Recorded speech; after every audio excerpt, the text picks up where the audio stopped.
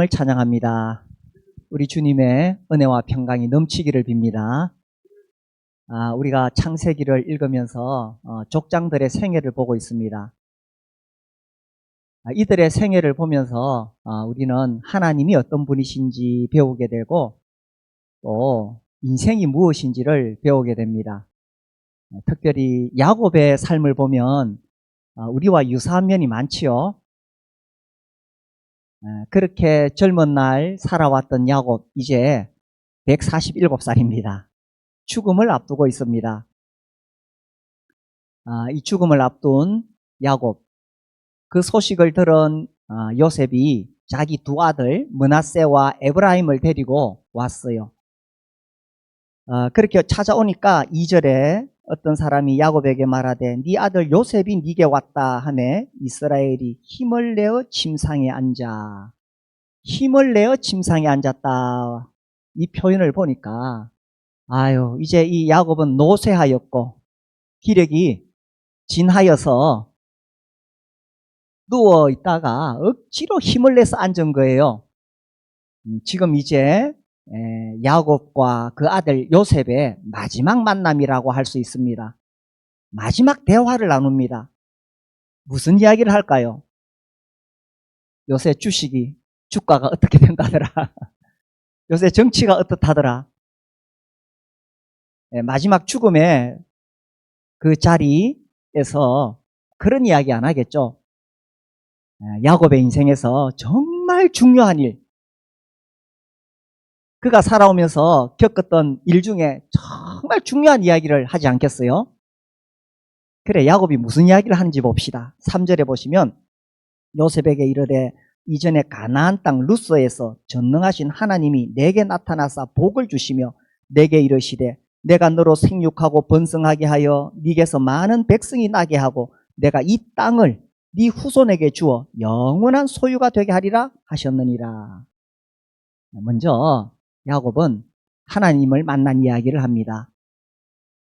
하나님께서 그에게 복 주신 이야기를 간증하고 있는 거예요. 여기 가나안 땅 루스라고 되어 있죠. 창세기 28장에서 이제 야곱이 아버지 집을 떠나서 여행을 하잖아요. 그때 하나님을 처음 만난 장소가 이 가나안 땅 루스입니다. 28장 한번 볼까요? 여기 28장 3절 14절에 보면 또 본적 여호와께서 그 위에 서서 이르시되 나는 여호와이니 너의 조부 아브라함의 하나님이요 이삭의 하나님이라. 네가 누워있는 땅을 내가 너와 네 자손에게 주리니 네 자손이 땅의 티끌같이 되어 네가 서쪽과 동쪽과 북쪽과 남쪽으로 퍼져 나갈지며 땅의 모든 족속이 너와 네 자손으로 말미암아 복을 받으리라. 자, 이 28장은 야곱이 드디어 개인적으로 하나님을 만나는 자리입니다. 이 자리에서 이 13절에서 하나님께서 어떤 하나님이라고 자신을 소개하시느냐? 너의 조부 아브라함의 하나님이요 이삭의 하나님이라. 할아버지의 그 하나님, 할아버지가 믿었던 그 믿음이 아들 이삭에게 내려가고 이제 손자인 야곱 자신에게 내려오는 거예요. 이렇게 그 믿음이 내려오게 될 때에 그 할아버지 아브라함에게 약속하셨던 그 복을 야곱에게 주시겠다는 겁니다. 이것이 야곱이 하나님을 처음 만났을 때 얼마나 인상 깊게 남았을까요? 그의 평생에 잊혀지지 않았을 것입니다. 그리고 이제 세월이 흘러서 라반의 집에서 돌아올 때 35장에 보면 또 이 가나안 땅 루스에서 하나님을 만나게 됩니다. 11절 12절에 보면 하나님이 그에게 이르시되 나는 전능한 하나님이라 생육하며 번성하라. 한 백성과 백성들의 총회가 네게서 나오고 왕들이 네 허리에서 나오리라. 내가 아브라함과 이삭에게 준 땅을 네게 주고 내가 네 후손에게도 그 땅을 주리라. 이렇게 그 약속을 다시 한번 반복해 주셨습니다. 여기 우리가 오늘 본문에서 읽은 48장 3절 4절 말씀, 야곱은 죽음을 앞두고 마지막으로 그 아들을 만난 자리에서 무슨 이야기를 하느냐? 자기 인생에서 정말 잊을 수 없었던 사건, 하나님께서 자기를 만나주시고 복주신 이야기, 그 이야기를 하는 거예요. 그래서 생육하고 번성하리라고 하셨고 이 땅을 주겠다고 하셨죠. 하나님 그 약속대로 야곱의 자손들이 생육하고 번성합니다. 이 47장에 우리가 지난번에 읽었지요. 27절에 보면 이스라엘 족속이 애굽 고센 땅에 거주하여 거기서 생업을 얻어 생육하고 번성하였더라.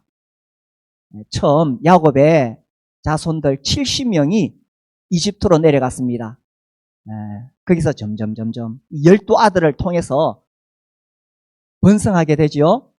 그리고 400년 뒤에 그 이집트 땅에서 나올 때는 대략 한 250만 명이 됩니다. 하나님 주신 이 약속이 다 이루어지는 거예요.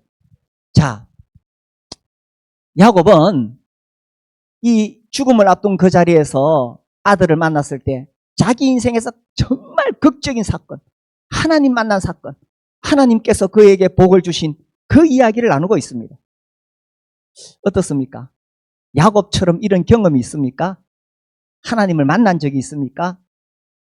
하나님으로부터 받은 약속이 있습니까? 저는 고등학교 1학년 때 사춘기잖아요. 질풍노도의 시기. 정말 인생이 무엇인가를 생각했습니다. 사춘기 때는 그런 때예요, 그죠? 자기의 정체성에 문제가 오죠. 나는 누구인가? 나는 어디서 와서 어디로 가는가? 근데 학교에 가면 그런 쓸데없는 생각하지 말래요. 영어 수학 열심히 공부해야 되지. 뭔 쓸데없는 생각하느냐. 근데 이 질문이 떠나질 않았어요.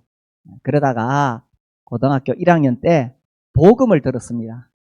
어떤 자매님이 저에게 하나님 말씀을 전해주셨어요. 나는 누구인가? 하나님께서 너를 만드셨다. 나는 어디서 와서 어디로 가는가? 나는 하나님으로부터 와서 하나님께로 간다. 아니 뭐 더 자세한 설명이 필요 없습니다. 하나님이 살아계시고 하나님께서 나를 만드셨다. 이것만으로 그냥 다른 어떤 설명이 필요 없습니다. 인생의 근본적인 질문이 그 자리에서 그냥 해소가 되어 버렸습니다. 제가 하나님을 만나게 된 거죠. 그리고 복음을 들었습니다. 그 거룩하신 하나님, 그 전능하신 하나님, 창조주 하나님께서 나를 사랑하셔서 이미 내 모든 죄를 다 용서해 주셨다는 거예요. 얼마나 놀라운 소식입니까? 하나님의 아들 예수 그리스도의 십자가 보혈로 이미 내 모든 죄를 다 씻어 주셨다는 거예요. 그래 제가 물었습니다. 그럼 나는 어떻게 하면 되지요? 아니 네가 할 거 아무것도 없어. 믿기만 하면 돼. 저는 그게 그때 무슨 이야기인지 알았어요. 믿기만 하면 되는구나. 이미 하나님께서 내 죄를 다 용서하시고 구원하셨으니 믿기만 하면 된대요. 지금 생각해보면 에베소서 2장 8절 9절 말씀입니다. 너희는 그 은혜에 의하여 믿음으로 말미암아 구원을 받았으니 이것은 너희에게서 난 것이 아니요 하나님의 선물이라. 너희는 그 은혜에 의하여 믿음으로 말미암아 구원을 받았으니 믿기만 하면 된대요. 그리고 내가 예수님을 믿을 때에 천국을 약속해 주셨습니다. 저는 그때 확신이 있었습니다. 이제 나도 천국에 들어가는구나. 야곱에게는 또 그 아버지 이삭, 할아버지 아브라함에게는 이 땅을 약속해 주시잖아요. 그죠? 48장 4절에도 이렇게 반복해서 계속 나오는 약속입니다. 이 땅을, 가나안 땅이죠. 족장들에게는 가나안 땅을 약속해 주셨고 저에게는 천국을 약속해 주셨습니다. 그래서 야곱은 자기가 하나님 만난 이 극적인 사건을 마지막 만남에서 자기 아들 요셉에게 이야기하고 있는 거예요. 내가 이렇게 하나님 만났다. 하나님께서 나에게 이런 약속을 주셨다. 이런 이야기를 하는 의도가 뭐겠어요? 너도 내가 만난 하나님을 잘 믿고 섬겨라. 그런 뜻이죠. 이렇게 해서 아브라함, 이삭, 야곱의 하나님께서 이제 요셉의 하나님이 되기를 바랐던 것입니다. 이렇게 이 믿음이 전수되기를 원했다는 것이죠. 그 아브라함에게 주신 하나님의 언약, 그것이 이제 이삭에게, 야곱에게 이 영적인 축복이 아들 요셉에게 내려가기를 바랬던 것이죠. 우리 교회에서도 이렇게 되었으면 좋겠어요. 우리가 믿는 하나님, 우리가 하나님으로부터 받은 이 놀라운 영적인 축복이 내가 죽음으로 끝나는 것이 아니고 나의 자녀들에게도 이어지게 되는 거지요. 오늘 우리가 오후에 목자 수련회를 합니다. 그때 이제 제가 또 특강을 하게 되는데 목회 데이터 연구소에서 나온 그 자료를 가지고 전하려고 해요. 그 자료 중에 특히 소그룹에 대한 자료가 있는데 그 내용 중에 이제 다음 세대에 대한 이야기가 나옵니다. 거기 우리나라 초기 선교사였던 곽알련 선교사님의 그 글이 그대로 적혀 있어요. 옛날 말로 풀었으면은 자녀들의 신앙 교육은 교회가 책임지는 것이 아니라 가정이 책임지는 것이다. 교회는 도와줄 뿐이다. 우리나라에 왔던 초기 선교사가 그렇게 이야기했고 이것은 성경이 가르치는 바입니다. 제가 일부 말씀 시간에 주일학교 교사들에게도 그 이야기했어요. 여러분들이 다 책임지는 거 아니다. 우리 자녀들의 신앙 교육은 1차적으로는 가정에서 이루어지는 것이다. 그리고 교회에서는 도와줄 뿐이다. 이 이야기를 학부모들에게 자꾸 해야 된다. 지난달인가 우리 학부모 회의가 있었죠. 그때도 제가 그 이야기 했어요. 가정에서 1차적으로 책임지는 것이고 교회는 도와줄 뿐입니다. 그래서 하나님을 믿는 이 믿음이 자연스럽게 자녀들에게 흘러내려가고 그리함으로 우리가 받은 이 놀라운 영적인 축복이 자녀들에게도 이어지게 되는 거지요. 그래서 요셉을 만난 이 마지막 자리에서 야곱은 자기가 하나님 만난 그 이야기를 한 것입니다. 자, 그리고 이제 이어서 8절에 보면 이스라엘이 요셉의 아들들을 보고 이르되 이들은 누구냐? 요셉이 그의 아버지에게 아뢰되 이는 하나님이 여기서 내게 주신 아들들이니이다. 아버지가 이르되 그들을 데리고 내 앞으로 나오라. 내가 그들에게 축복하리라. 할아버지가 손자를 축복하겠다는 것입니다. 우리 교회가 이제 시작된 지 26년이 되어 갑니다. 초기에 그 26년 전에 젊은 우리 형제 자매님들이 이제 뭐 나이가 들었지요. 50대, 60대, 또 70대가 됩니다. 그러면 손잡을 나이가 되었지요. 그래서 제가 이 말씀을 읽으면서 이 손자를 축복한다는 것이 얼마나 큰 특권인가, 얼마나 놀라운 은혜인가를 생각했습니다.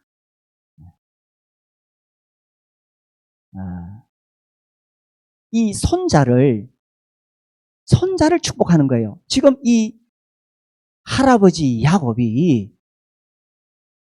아들 요셉의 아들들 므낫세와 에브라임 이 손자들을 축복하는 거예요.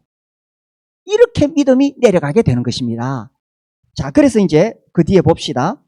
10절에 이스라엘의 눈이 어두워 눈이 나이로 말미암아 어두워서 보지 못하더라. 요셉이 두 아들을 이끌어 아버지 앞으로 나아가니 이스라엘이 그들에게 입맞추고 그들을 안고 11절 요셉에게 이르되 내가 네 얼굴을 보리라고는 생각하지 못하였더니 하나님이 내게 네 자손까지도 보게 하셨도다. 요셉이 아버지의 무릎 사이에서 아들을 물러나게 하고 땅에 엎드려 절하고. 이제 그 두 아들 손자들을 데리고 오니까 이제 축복을 하는데 약간의 에피소드가 있습니다. 큰 아들에게 오른손 올리고 작은 아들에게 왼손 올리기를 바랬는데 야곱이 손을 어긋맞기죠, 그죠? 나중에 뒤에 읽어보면 아버지 그러시면 안 됩니다. 그러니까 야곱이 나도 안다. 아마도 야곱이 쌍둥이 동생으로 태어나가지고 이 동생의 서름이 있었던 것 같아요. 그래서 아마 어금맞기지 않았느냐. 근데 여기 보세요. 이제 축복하기 전에 12절. 이 요셉이 땅에 엎드려 절하고 이렇게 돼 있습니다. 이 이집트의 총리, 엄청난 권력 권세를 가지고 있지요. 그렇지만 이 넓고 힘없는 노인이지만 그분이 아버지시니까 엎드려 절을 하는 거죠. 그런데 여기 땅에 엎드려 절했다는 의미는 단순히 인간적인 존경의 의미를 넘어섭니다. 요셉은 지금 알았습니다. 지금 자기 아버지가 자기 아들들에게 축복하는 이게 얼마나 놀라운 일인지를 알았기 때문에, 이게 얼마나 가치 있고 이게 얼마나 의미 있는지 알았기 때문에 너무 감사한 거예요. 그래서 땅에 엎드려 절을 하는 겁니다. 지금 어떤 일이 일어나고 있는 거예요? 아브라함의 하나님, 이삭의 하나님, 야곱의 하나님, 이 놀라운 그 하나님이 주신 언약, 그 언약을 이어받은 이 믿음, 이 영적인 축복이 지금 누구에게 흘러가느냐? 자기 아들들에게 흘러가는 거예요. 이게 지금 보통 일이 아닙니다. 야곱이 그 전에 요셉한테 말했겠어요? 안 했겠어요? 자기 살아온 생애를 이야기했겠죠? 야, 내가 동생으로 태어나가지고 진짜 장자권을 사모했다. 그래서 팥죽 한 그릇에 장자권 사고, 그리고 우리 아버지 이삭이 형한테 축복하려고 할 때에 내가 아버지를 속이고 그 축복을 이어받았잖아. 그 정말 아슬아슬했거든요. 우리가 그 장면 읽어보면 내가 축복은 고사하고 저주를 받을까 합니다. 어머니에게 그렇게 말하거든요. 그러니까 그 아슬아슬한 위험을 무릅쓰고 야곱은 그 아버지로부터 축복을 받아낸 거예요. 그런데 이 놀라운 영적인 축복을 지금 자기 아들들한테 해주시겠다는 거야. 요셉이 얼마나 감격스러울까요? 무슨 이야기인지 이해되시죠? 이 영적인 축복이 이렇게 개성된다는 것이 얼마나 놀라운 일인지 요셉은 알았기 때문에 땅에 엎드려 절한 것입니다.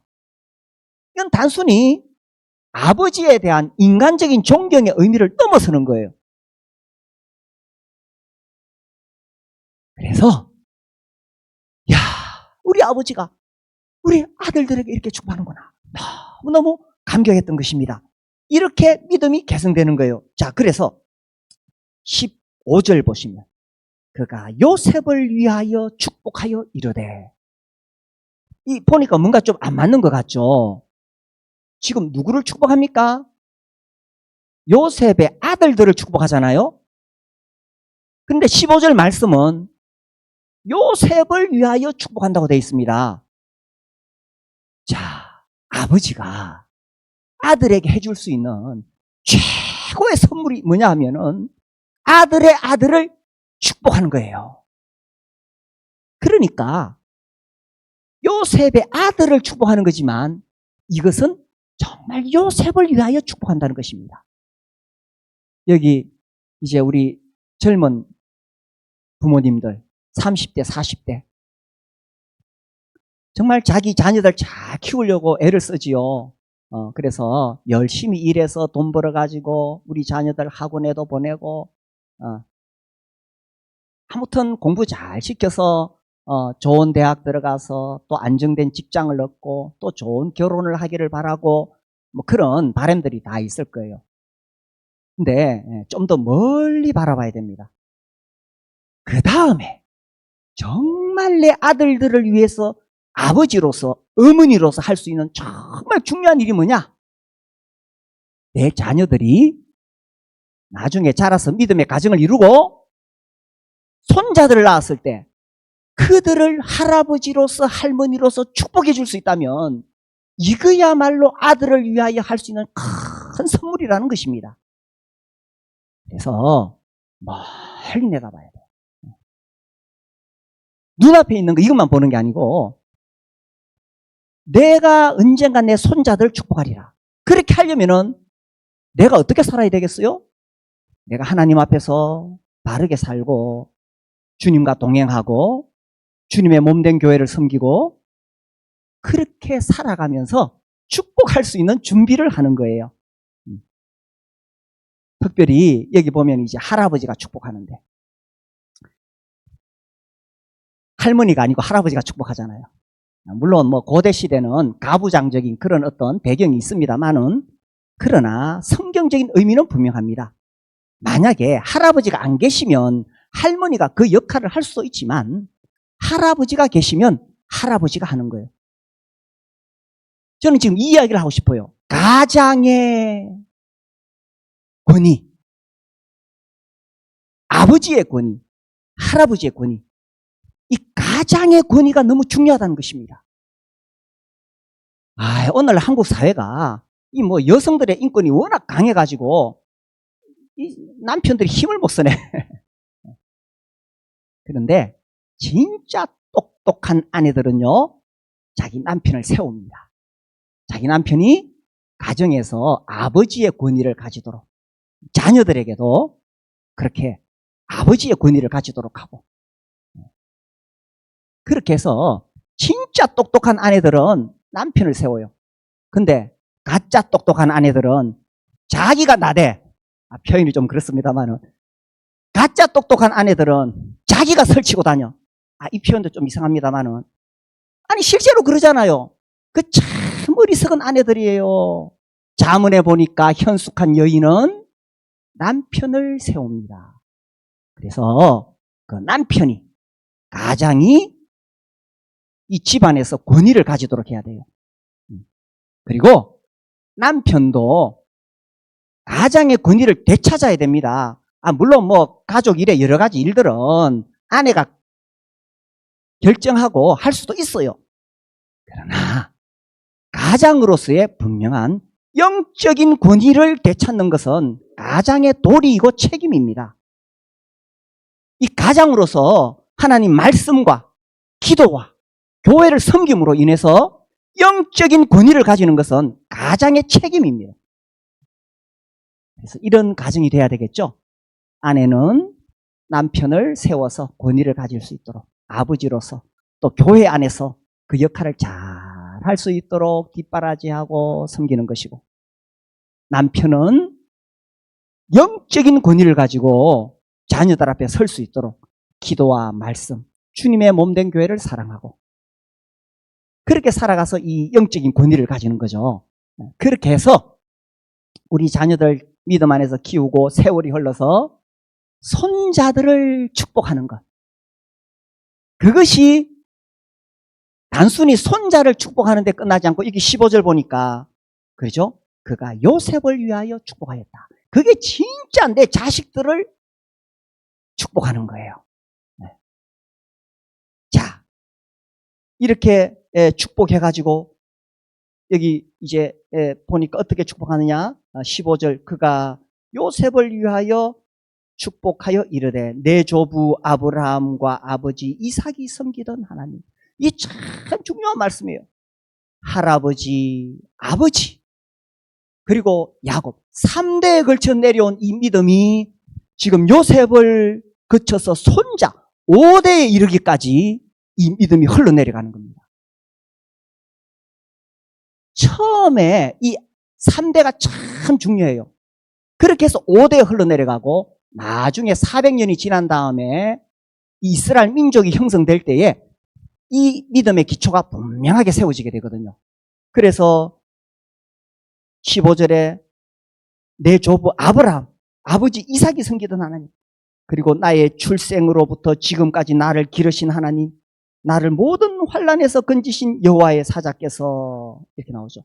그래서 야곱은 생각할 때에 자기가 태어나서 지금 이 나이 147살 될 때까지 나를 기르신 하나님, 이 길렀다는 표현은 목자가 양을 돌본다, 그런 의미입니다.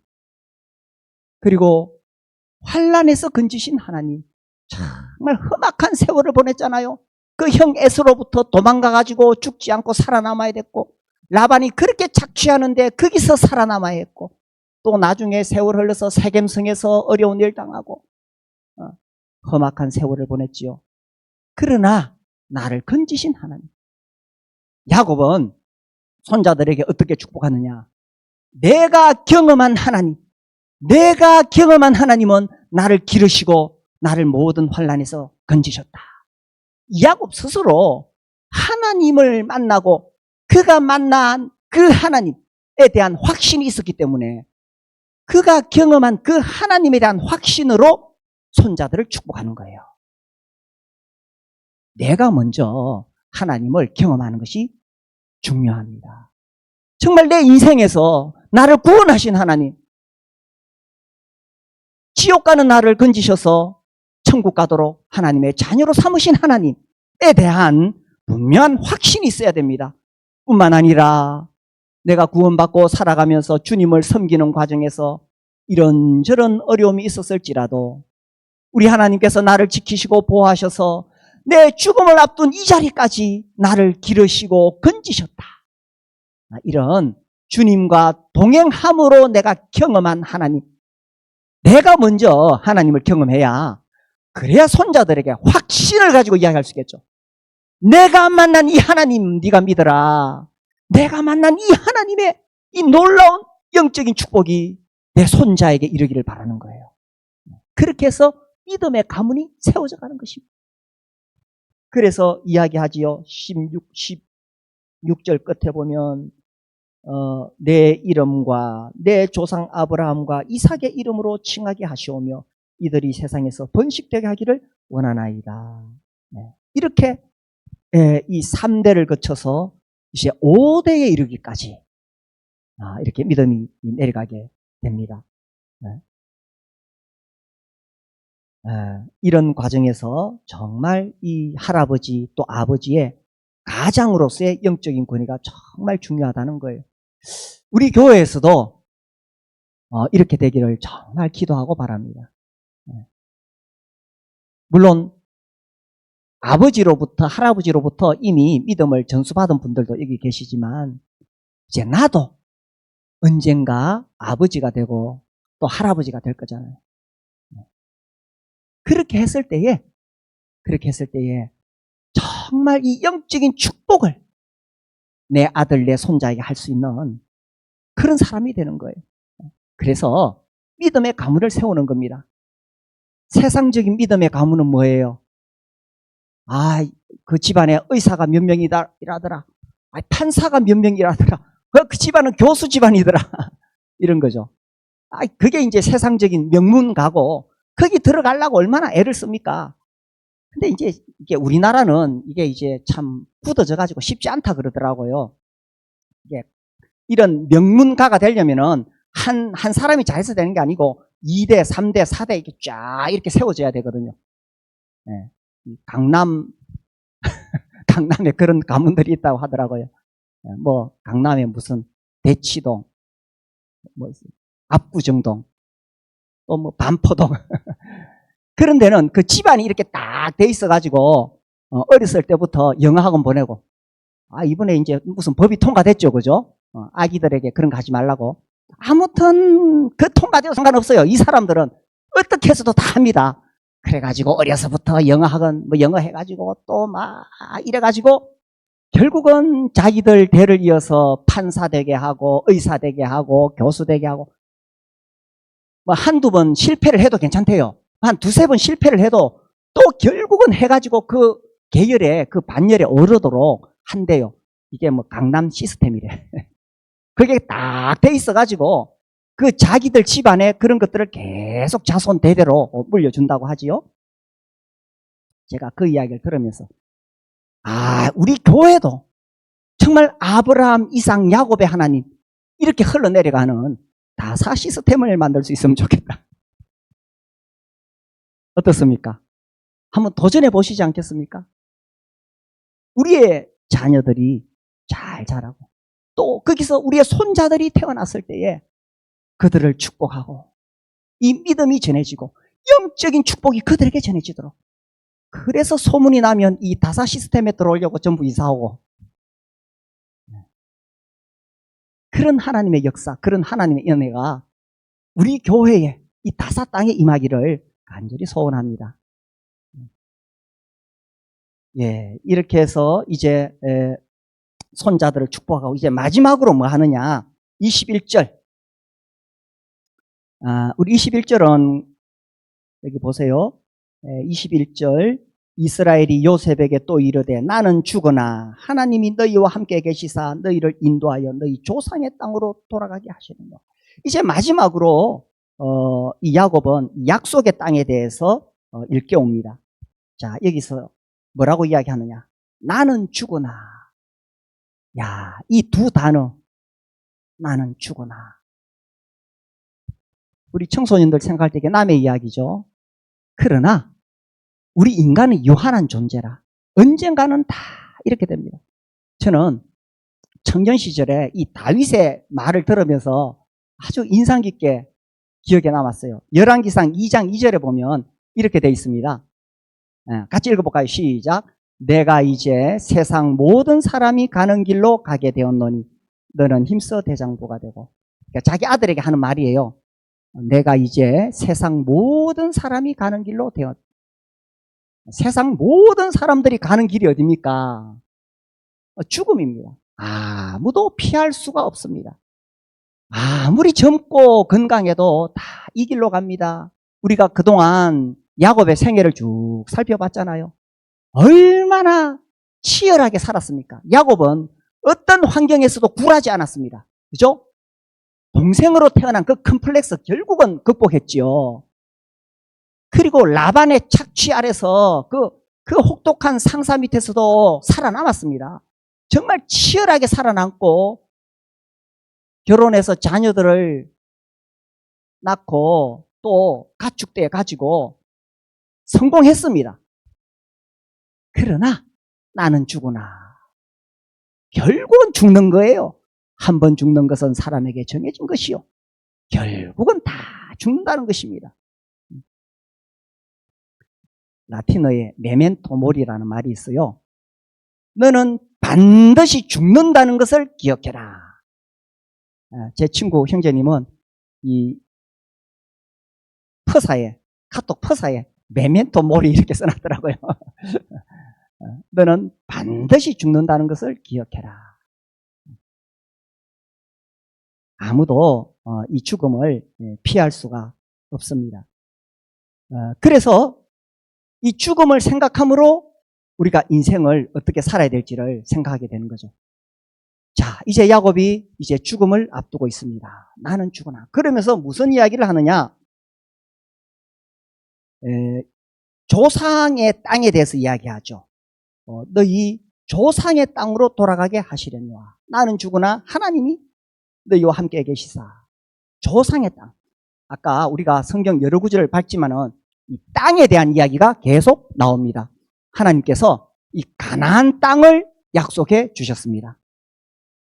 요셉, 네가 지금 비록 총리이고 이 이집트에서 잘 나가고 있지만 너와 네 후손은 이 땅에서 살 게 아니야.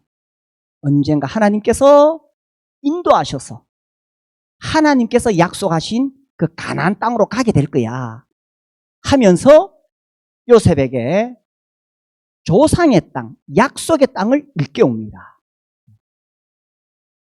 야곱은 이걸 정말 확실하게 하고 싶었어요. 그래서 그 앞에 보면은 이 47장에서도 반복해서 그 이야기를 하지요. 이 47장 29절부터 보면 이스라엘이 죽을 날이 가까우매 그의 아들 요셉을 불러 그에게 이르되, 자, 죽기 전에 불러서 이렇게 말해요. 이제 내가 네게 은혜를 입었거든 청하노니 네 손을 내 허벅지 아래에 넣고, 이 허벅지 아래에 넣는다는 것은 맹세를 시키는 겁니다. 인애와 성실함으로 내게 행하여 애굽에 나를 장사하지 아니하도록 하라. 31절에 야곱이 또 이르되 내게 맹세하라 하매 그가 맹세하니, 이렇게 나오죠. 야곱은 요셉에게 이걸 정말 확실히 하고 싶었습니다. 애굽 땅이 아니다. 하나님은 우리에게 가나안 땅, 약속의 땅을 주셨다. 그러니 나를 이 땅에다 매장하지 마라. 내가 죽거든 약속의 땅에 매장해라. 이걸 확실히 알아들은 요셉은 야곱이 죽었을 때 그렇게 했을 뿐만 아니라 요셉도 그렇게 유언을 합니다. 요셉도 언젠가 하나님께서 우리를 그 땅으로 인도하실 것이다. 그때 내 해골을 메고 가서 그 땅에다가 매장해라. 출애굽할 때 실제로 그렇게 하거든요. 실제로 그렇게 합니다. 이 땅이 너무너무 중요했어요. 우리가 이거 잘못 이해해가지고, 하나님께 복을 받으면 땅을 많이 가지게 되는구나. 부동산 많이 가지게 되는구나. 그런 의미가 아니에요. 여기서 이 땅의 의미는 이제 이스라엘 민족이 가나안 땅에서 민족, 나라를 세우게 됩니다. 나라를 세우게 되면서 하나님께서 그들을 통해서 성경을 기록하게 하시고 그들을 통해서 하나님의 증인으로 삼으시고 장차 그들을 통해서 우리의 복되신 구세주 예수 그리스도가 오도록 하셨기 때문에 그래서 이 땅이 중요한 거예요. 부동산 투자고 이런 게 하지 마세요. 그래서 이 야곱은 아들에게 이걸 정말 확실히 하고 싶었어요. 여기 이집트가 아니다. 우리에게 약속의 땅이 있다. 자, 우리에게 있는 약속의 땅은 뭡니까? 하나님께서 우리에게 주신 약속의 땅은 어디입니까? 이 땅이 아니요. 어디입니까? 천국입니다. 이 천국에 대해서 이야기하면 우리 청소년들은 아직 죽을 날 멀었는데 우리 젊은 분들은 천국 무슨 현실 도피 아니냐, 현실을 무시하는 게 아니냐, 나이든 노인들이나 천국 이야기하죠. 아니에요. 천국 소망이야말로 우리가 이 땅에서 어떻게 살아야 하는지 분명한 동기부여가 됩니다. 메멘토 모리. 너는 반드시 죽는다는 것을 기억하라. 기억할 때에 내가 이 땅에서 어떻게 살아야 되는지, 왜 살아야 되는지를 알게 됩니다. 진짜 천국 소망 가진 사람은 이 땅에서 대충 살지 않습니다. 정말 열심히 일해서 땀 흘려서 돈을 벌어요. 어떻게 해서든지 열심히 해가지고 그 분야에서 전문가가 되는 겁니다. 왜? 그렇게 해가지고 그걸 가지고 주님 섬기려고. 그래서 천국 이야기하는 사람들은 그냥 이 땅에서 대충 비실비실 살고, 아니에요. 그건 천국 몰라서 그렇지. 어떤 건축가가 이제 회사에서 퇴직하게 되었어요. 사장님이 불러서 마지막 업무를 주었어요. 여기다가 개인주택을 하나 지어라. 그 건축가가 좀 화가 났어요. 짜증이 났어요. 이제 며칠 뒤에 퇴직하는데 뭐 또 이런 걸 시키나. 그래서 대충 지었어. 이제 사장님에게 다 지었습니다. 보고하니까 사장님이 그동안 수고했어. 그 집은 퇴직 선물이요. 당신 가지시오. 이럴 줄 알았으면 좀 더 잘 지을걸.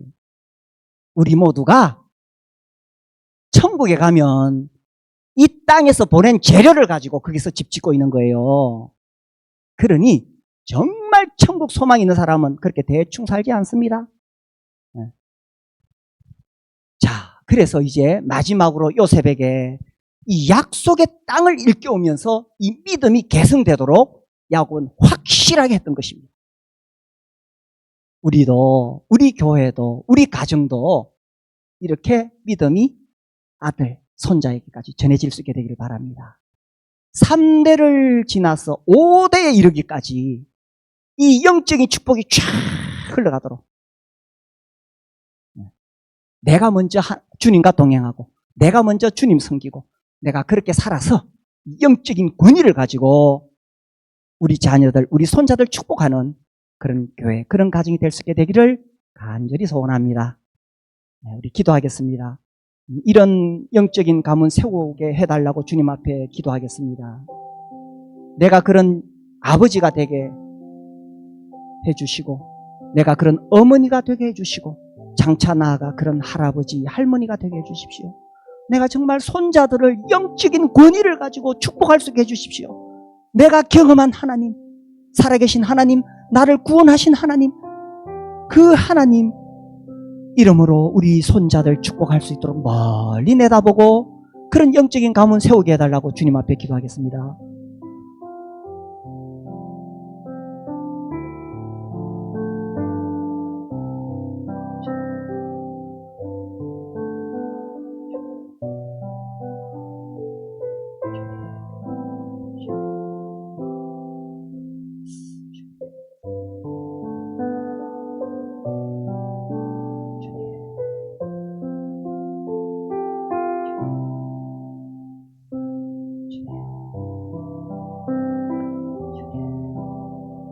아버지 하나님, 우리가 오늘 창세기 48장 보면서 우리 마음에 간절한 소원이 있습니다.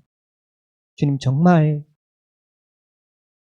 이 영적인 축복이 우리 자녀들에게, 우리 자손들에게 흘러내려가는 그런 믿음의 가문 세우게 하여 주시옵소서. 우리는 부족하지만 하나님의 은혜가 우리에게 임하여서 그런 가문 되게 하여 주시기를 기도합니다. 주님, 그렇게 할 수 있도록, 내가 먼저 그렇게 살아갈 수 있도록 우리 자녀에게 본이 되고 우리 손자에게 모델이 되는 그런 영적인 삶을 살 수 있도록 우리 모두를 붙잡아 주시기를 기도합니다. 주 예수님 이름으로 감사하며 기도드립니다. 아멘.